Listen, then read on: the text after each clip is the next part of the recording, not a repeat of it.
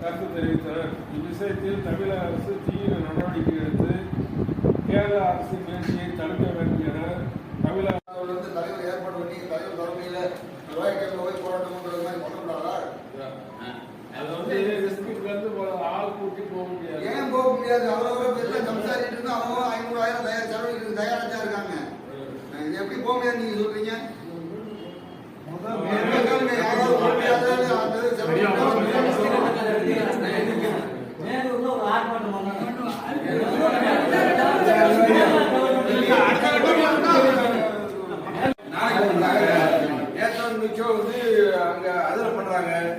ஒவ்வொரு இடத்துலையும் பண்றதுக்கு இங்க இருந்து நம்ம கும்மிடிக்கு போவோம், மதுரைக்கு போவோம். நம்ம ரெசல்யூஷன் போடுறதுக்கு சங்கமே நமக்கு தேவையில்லை. அவங்க சங்கத்துல சேர்ந்துடலாம். அவர் ஒரு சங்கம் அன்பர் பாலன் ஒரு சங்கம் வச்சிருக்காரு.